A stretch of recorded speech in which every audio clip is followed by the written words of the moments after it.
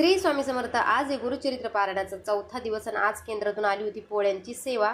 तर आज महिन्याचा दुसरा रविवार आहे। तर महिन्याच्या दुसऱ्या रविवारला ना पोळ्या असतात। पोळ्यांची सेवा कधीपासून चालू आहे तर आज आली होती आणि त्या द्यायच्या होत्या म्हणून जरा पटकन उठले होते, जरा लवकरच आंघोळ वगैरे केली आणि पीठ वगैरे मळून ठेवलं होतं।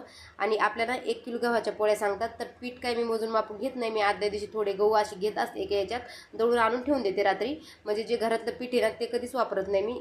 फ्रेश पीठ दळून आणत असते, कारण की हे पोळ्या आपल्याला गुरुपीठला द्यायचे असतात। तिथं नवनाथाचं आणि परत गुरुचरित्राचं तिथं म्हणजे पारायण होत असतं, त्याच्यामुळे आपल्याला चबाडबा केलेलं द्यायचं नसतं। आपल्यावर एवढी जिम्मेदारी दिलेली असते ना, म्हणून ती मी व्यवस्थित जरा पार पाडते। तर इथं माझ्या सगळ्या पोळ्या वगैरे बनून झाल्या होत्या आणि घरामधले कामं माझे काहीच नव्हते झाले, फक्त बाहेरचं आवरलं होतं। पूजा झाली नाही, भाजी झाली नाही, म्हटलं जाऊ दे तिथून आल्यावर करू, कारण की हे पोळ्यामध्ये बराच वेळ गेला मला। असं म्हटलं, कारण की ही सेवा बार बार नसते, महिन्याच्या दुसऱ्या रविवारीच असते आणि नेमकं ते आज तो रविवार आला होता।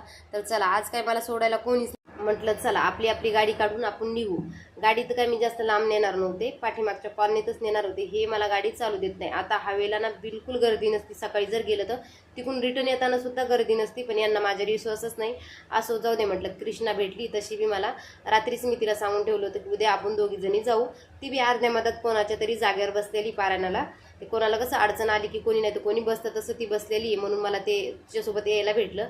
त्यानंतर आमचं मस्त इथं पारायण वगैरे झालं। केंद्रात आल्यावर घरी आले, म्हटलं पहिले पटकन स्वयंपाक करून घेते, कारण की आज स्वामी याग होता आणि स्वामी यागला मला बसायचं होतं।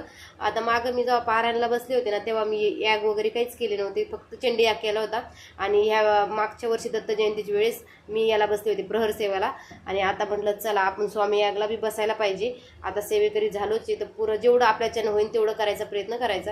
तर इथं आज स्वामी याग होता, तर म्हणून मी आले होते आणि इथं स्वामी यागला बसले। आणि माझा समर्थ आज ना, समर्थ श्रद्धा दोघे बी आले होते, पण ती इथं नव्हती, कारण की ते गेले होते त्यांच्या मावशीच्या घरी।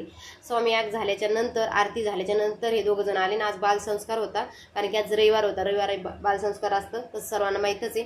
तर समर्थ काही बसत नव्हता, मग मी काय म्हटलं चल बाबा माझ्या मांडीवर बस, पण बस इथं थोडंसं। मग बसला तो।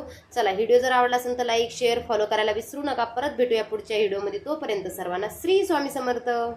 श्री स्वामी समर्थ। आज आहे गुरुचरित्र पारायणाचा चौथा दिवस आणि आज केंद्रातून आली होती पोळ्यांची सेवा।